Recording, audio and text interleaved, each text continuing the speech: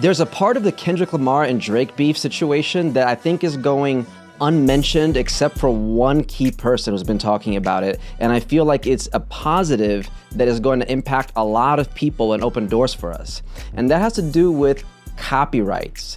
I don't know if you know this, but whenever somebody posts a video of themselves talking about or using a commercial song, most of the times they don't get to keep any of that money. Back in the day on YouTube, when I was making dance and choreography videos, you could actually claim a visual copyright, and then the label would claim audio copyright, and you would split some of the money. And then for whatever reason, YouTube decided to just favor the label side and say, hey, if you use our audio, we get to keep all the money, even though half of the art is yours, which is video, and the other half of the art is ours, which is audio. And I think it's pretty messed up, and it actually messed a lot of things up for the people in the dance community and in the reaction community, which is why so many people have to use Patreon and merch, which I love, you know, but all these other ways of generating income, because they may have big channels with a lot of views, but that doesn't always get you paid right away. You have to get paid in a secondary or third level, you know, part of the operation. But we're gonna react right now to this video from NoLifeShaq, one of the biggest YouTubers and reactors, and he mentioned something that Kendrick did that I think is going to change the game for us. Check this out. Kendrick Lamar, what you just did, bro, you might have changed the whole game for the reaction community. What Kendrick Lamar did, he removed all copyright claims from all reactors, all reaction channels, whether they big, small, everybody. This is a big deal right here. Everybody was able to eat off this beef. And for Kendrick Lamar to double back and remove all copyright from his songs, Kendrick Lamar is a W-mans, bro. W-mans. And that's a big deal because it's a lot of people that, smaller channels that got a lot of views from this beef. Their channel got seen by a lot of people just because of this beef. And then for them to be able to get paid for what they put out, oh my God, man, you're gonna inspire the next big channel by doing this. Yeah, that's, you know, and he said a lot more, and shout outs to him. I think this is so important on so many levels, because if you think about it, yes, sometimes we might be using, you know, a commercial record label song on our videos, but also we're putting all this effort into making a video. And the fact that YouTube has for the longest time sided with the record label side to just say whoever owns the audio owns the whole thing, I think it's pretty messed up. And now, hopefully with all the attention that Kendrick is getting and this incredible thing that he's doing for the reaction community, hopefully that'll show people that, hey, you're going to get more promotion from your music. You're going to get more exposure to your product if you let us make the money, or at least split it with us. You know, share it with us, because there are people that get paid to make videos for labels and people that just make the videos because they love the content.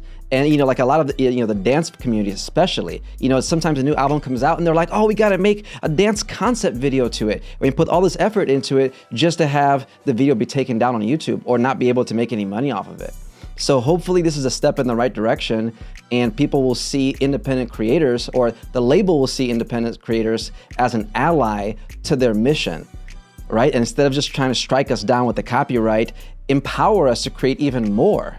Because we're the new DJs now. We make your stuff look cool, and we help influence it to all these niche cultures, right? Like, I'm from the extreme sports skating community, and I can't tell you how many artists I got put onto because they were in skate videos, most of which probably didn't have permission, like illegally speaking, you know, skate videos, like independent DVD releases that maybe only sold like 5,000 copies, but they were popular within the skating community, and then people buy it and they watch the skate sections and they have this incredible music, and we say, who's that artist? And we look them up, and now we're a fan of that artist because we saw it in that skate video.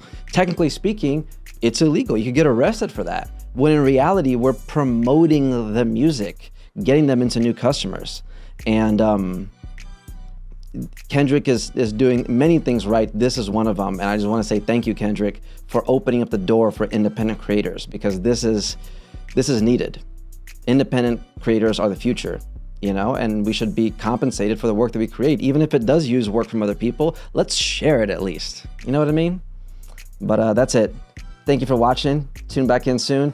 I have a bunch of new podcast clips that were out right now. We have the conversation with my original mentor, Morocco Vaughn, who worked with Kanye and Snoop and Jeezy and a bunch of people. That story's on here. I also have the interview with my boy GL Joe, who was Chance the Rapper's creative director. He produced the Vulture Show. He did Black Mags, and 2 of his segments are already out as of me recording this, and the full interview is coming soon.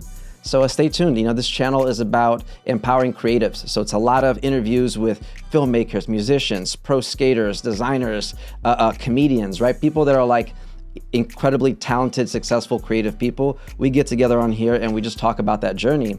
And then this year, I'm gonna be releasing my own digital creative academy where we'll be making master classes on a lot of the skills that we talk about, from like how to be a pro videographer, how to make an independent channel, how to monetize your brand, fixing credit for artists, and even breathwork workshops that help you release trauma. I mean, it's gonna be little by little, probably like every other month, I'll make a new masterclass, but I'm just dedicated to whenever I'm not shooting music videos or commercials or building my other, brands, this podcast is just like a labor of love of me sharing the things that I care about in the creative community and empowering the next generation of creatives, however I can. That's the mission for it. So if you're down with that, subscribe and be a part of the journey.